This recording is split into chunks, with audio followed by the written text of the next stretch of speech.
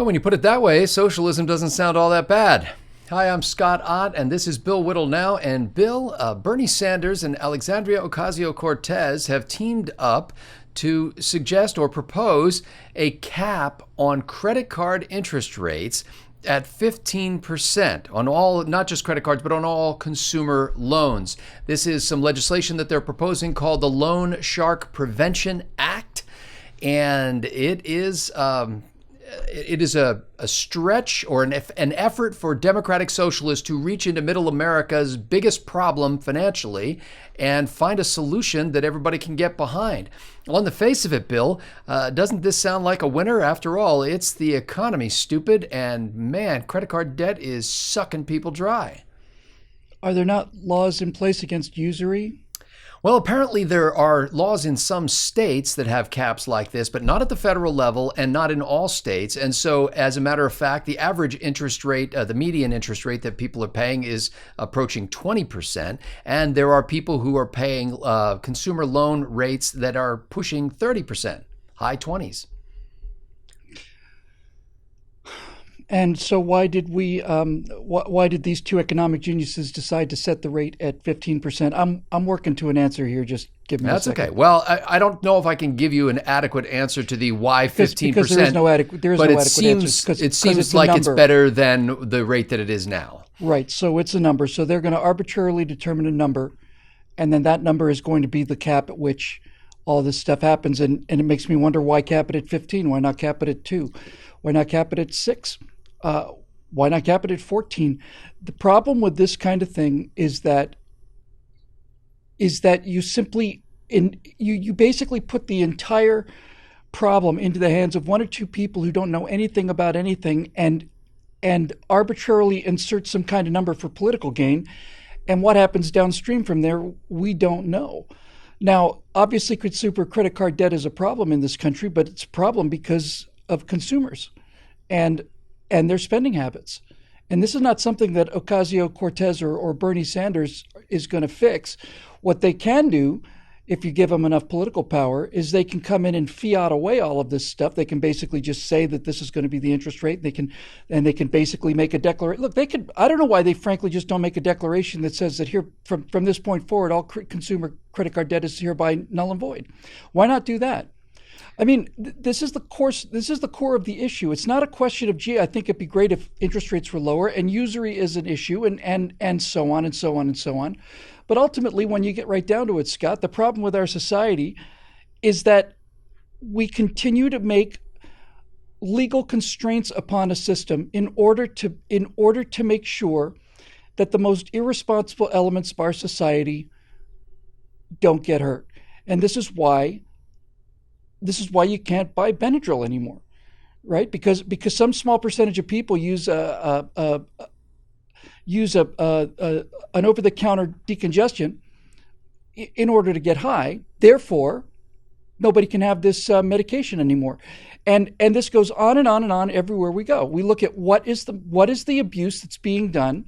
Okay, so in order to counter that abuse, we're going to put in legal caps or restrictions that are going to basically affect everybody, in an effort to keep some percentage of people from not damaging themselves through the misuse of their own freedom. Well, so this is the part that just doesn't ever seem to work. Bill, you say it's about what kind of abuse is being done. I would contend that really what we're talking about is who's doing the abuse. And Bernie and Alexandria are saying that the abusers are loan sharks in three-piece suits, essentially taking the place of the old mobsters who used to break your knees if you didn't pay back the loan.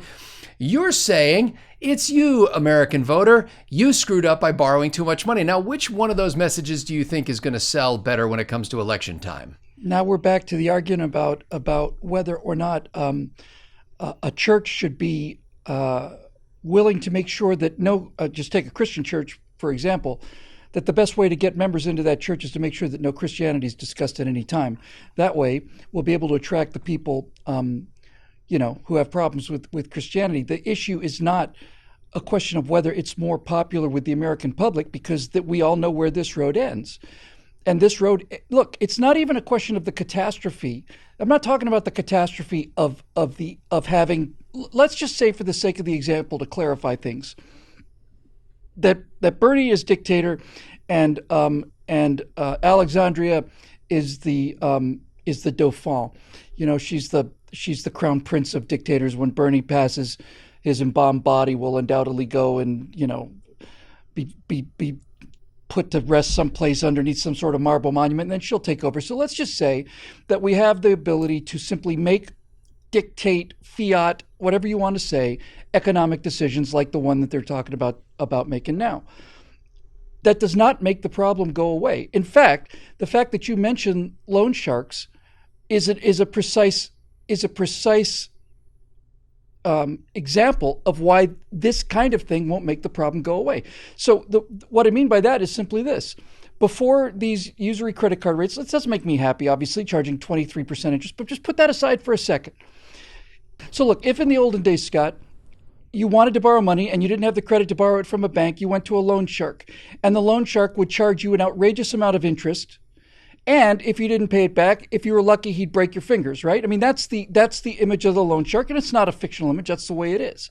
So what does it tell you that such a person exists? What does it tell you that there is such a thing as loan sharking? What does that say? It says that there are people who are so desperate to borrow money that they will risk their lives in order to do it, and they still won't pay it back. And now you're at the root of what the actual problem is, which is not so much the breaking of fingers or 15% rate versus an 18% rate. The question now is, what do you do about people that are unable to use credit in any realistic fashion? Well, the story that you immediately jump to is the idea of somebody rushing out and buying an iPhone and a wardrobe and some really nice stuff on their credit card and letting things get out of control, and so they've spent themselves into penury. But the story that Alexandria Ocasio-Cortez and Bernie Sanders are telling is more like this one. Ocasio-Cortez says that she had a constituent who took out a bank loan in 2006 to pay for her mother's cancer treatments. The bank charged her constituent 20% interest rate, which left him paying $800 a month to the bank itself, on top of other financial challenges of taking care of his mother. And when he lost his job in the recession and became unable to make these payments, the bank sued him in court and garnished his wages. Now, Bill, I think you're going to find that that's not an entirely unheard of story in this country, and will gain a lot of empathy and sympathy and support. Okay, so I have some fundamental questions. And the first question that comes to mind is, so this person took out a loan, and they had to pay $800 a month because the interest rate was 20%. What would the payment have been if it was 15%? See, what you're doing is a classic conservative way of addressing such a story. You're immediately going after the details of the story, but you know as well as I do, Bill, that's not what sells. You know that the effective message is the heartrending story of the guy who lost everything trying to care for his cancer-riddled mother. And now we run into the difference between me and the guy who's trying to sell Springfield a monorail. And that is that messaging is important, but agreeing to messaging that destroys the entire principles that you're trying to message in the first place is not a win. I mean, I'm all about improving messaging, but I'm not about improving messaging to the point where I'm ready to get away from what it is we're actually trying to message. There is a commercial on radio, on Sirius XM radio, that makes me so angry that either I change the channel or I'm going to run the car off a bridge. And here it is, and here's basically how it's delivered.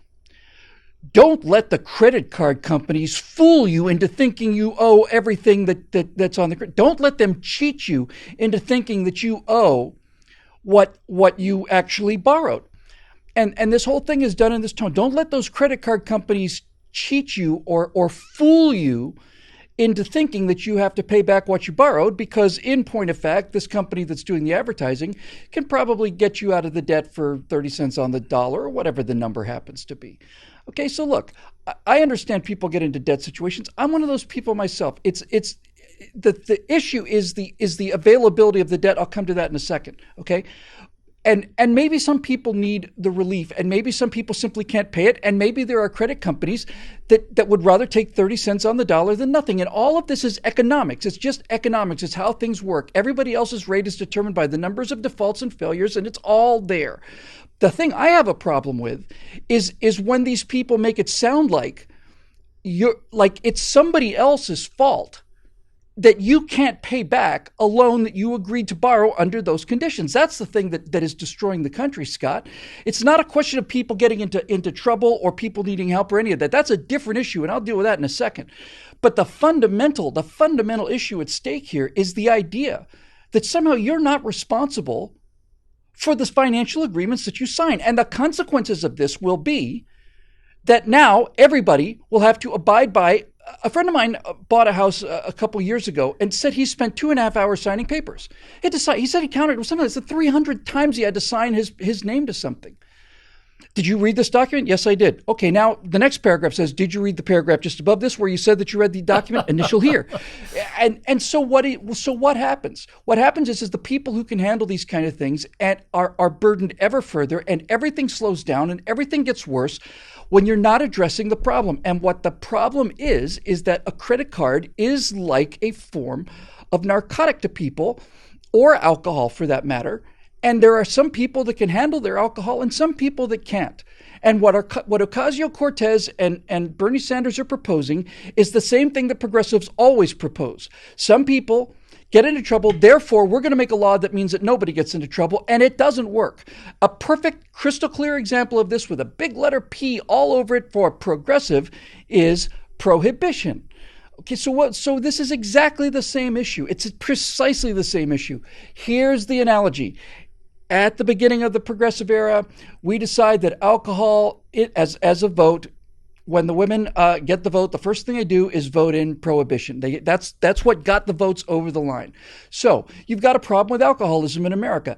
I'm not standing here saying that that's not a problem. I'm not saying it's just great that guys come home just completely out of their minds, smash and beat their wives and kids to death. I'm not saying, hey, that's a wonderful thing. What I'm saying is you got a problem with alcohol. And so since you have a problem with alcohol abuse, what the progressive answer is to make alcohol illegal. Well, I think what the progressive answer... No, hold on. Let's make alcohol illegal. Because alcohol abuse, because alcoholism is such a problem, let's make alcohol illegal. Problem solved, right? Problem solved. And it was solved, right, Scott? After Prohibition passed, the problem of alcohol abuse in this country went away, and so did crime, right? Isn't that what happened? I think the progressive answer to this, Bill, is to come alongside of the average American and say, I'm on your side, brother, against those big fat cats who are driving around in fancy cars because they're not just profiting on the fact that you pay money back with interest. They're actually doing better when things go worse for you. Like if you miss a payment, their money actually increases and things get better and better for them the worse and worse your life gets. And I am coming along to that same person and say, buddy, I'm here to prevent these weenies and losers who want to be dressed in big suits and fancy cars.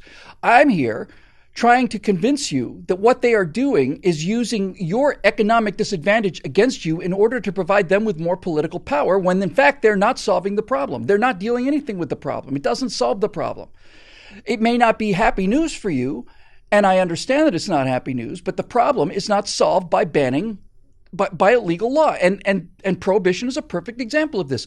People drank more during Prohibition than they did before and after Prohibition as a percentage of the population. And in addition to which, you got the entire organized crime thing, which is still with us today. So you're arguing that people will go deeper into debt because the interest rate's only 15%. No, what I'm arguing, Scott, is that a law that is attempting to eliminate a psychological problem by putting a law in place to make it impossible to get into this situation fails because it doesn't address the issue. And I'm on the same side of this argument now. This argument is the same argument that says that the war on drugs is a little nutty, because the problem is not whether or not drug addicts can get to drugs. They will get to the drugs. Alcoholics will get to the alcohol, and people who have to spend money that they don't have will get to the money. And if it means having their knees broken, that's what they'll do. That's where the problem is. The problem is not with what Ocasio-Cortez and Bernie Sanders are cynically trying to sell to the American people as a solution. It's just plain not the answer. And so since they want to address this issue and not the actual issue, You have to question their motives. And I question their motives to the same degree that I always question their motives. I always come up with the same answer. They want more power for themselves. Absolutely, without question, consumer debt in this country is a major issue. It's a major problem. There's no question about that. And if you want to cap interest rates at 15%, then why not cap them at 2? Why not cap them at 5? If that's going to solve the problem, why not just eliminate them? Why not just eliminate interest on it? Why not? If this is the answer to the problem of people borrowing more money than they can pay back, then why not simply eliminate it? Why not just make interest rates 2%? Because if you did that, what would happen, Scott? If you did it, what would happen? If you made interest rates 2% or 5% or some number like that, what would happen? The supply of loanable money would dry up. Because, yes, that's precisely correct. And so who suffers in this case? People who need money, who need to borrow money. And who pay it back. Well, yes, people who can actually pay it back would suffer even more than the general population. So the people who are doing things the way that they're supposed to, who are playing by the rules, the people who have responsible amounts of debt and are doing their best to pay it back, come all sorts of unforeseen circumstances. Those people pay. Those people suffer because Bernie Sanders and AOC are going to people waving this panacea for a problem that it will not solve, and all it does is simply penalize the people that are doing it right. So let's just follow this to its logical conclusion. Let's say that Bernie Sanders is elected economic Lord God King Bufu of the United States, and AOC is his stunning acolyte, and they simply say, okay, all consumer debt in a country is hereby eliminated. You no longer owe any money to those evil, greedy bankers and their evil business practices. It's all gone. You don't owe a penny. It's all yours. That TV set that you got and all the rest of the stuff that you got on the card, it's yours. You don't have to pay it back. It's done. Now, see how I've saved America? What happens now? What happens now? In 5 years, you have to do it again. Precisely, yes, Scott. Yes, precisely correct. And you know what then happens? Then you end up with something like a $25 trillion debt or something, which then becomes a $250 trillion debt. And the consequences of this we have not seen yet, but we know where the consequences of this are rooted in, and the consequences of all of this, and not just the financial problems in this country, all of the problems in this country, all of them are rooted in the fact that there are people out there waiting to tell you that you are not responsible for the trouble that you got yourself into. And if you just give me all of your votes and all of your power and all of your money eventually, then we'll make sure that you don't have to pay the price to those fat cat greedy bastards who had the audacity to put a piece of paper in front of you, which you then signed, and allowed you to go home with money for your parents' cancer case. I'm sure that there are many cases like that, but I'll bet you $100, real money, cash on the table, not as a credit advance. I'll bet you if you look at the average credit card of the average person in America who's in over their head with debt, I'd be willing to bet you and Bernie and Alexandria Ocasio-Cortez that most of that debt is not taken out in order to pay for cancer treatment for their grandparents. I'd be willing to bet you that most of those credit card debts come to things like big screen TVs and things that everybody else wants and is not able to pay for. I'd be willing to bet you a large sum of money that that's the case. So the very fact that they launched this campaign by mentioning that this person took out money in order to pay for their grandparents' cancer treatment is in itself beginning the entire discussion with a lie of such magnitude that you have to ask yourself, where is that kind of a lie coming from? And then you say to yourself, oh, I remember, the only people that lie on this scale are progressives. Because if they wanted to deal with this issue seriously, they would have a serious example, which would be Joe Blow got approved for a credit card for $5,000. He went down and did what any other normal person would do. I'm not blaming this guy. I'm not blaming him at all. He would take the credit card. Okay, hey, I want this. Can I pay back? Sure, I can. Absolutely. Okay, so you put all this money on the card. Now you're paying your minimum payments, but you still have the widescreen TV and you still have all the other things that you bought on that card. And so this is where the problem is. This is where the problem is not that people have to use credit cards in order to borrow money so they can pay for medical treatment for their grandparents. And for them to use that as an example is a classic case of them going directly to what the problem isn't in order to solve something that they can't solve with their remedy. You want to deal with this issue, you need to start with what the typical case of consumer debt is, and that's people seeing shiny things and putting them on the cards and not being able to pay for them. This is a serious issue. And you can make a compelling case. You can make a compelling case that this is too much temptation for the average human being to withstand. You can make that case. And you can make that case in the same way that you can make that case for alcohol abuse or people who can't quit gambling. And this is really how I'll just wrap it up, right? I can say the exact same thing to people who have outstanding gambling debts, people who can't handle gambling. And my response to this is, well, we're simply going to either shut down Las Vegas, or we're going to make sure that Vegas pays a certain percentage of the total money that you pay gets paid back, or some other nonsense like this.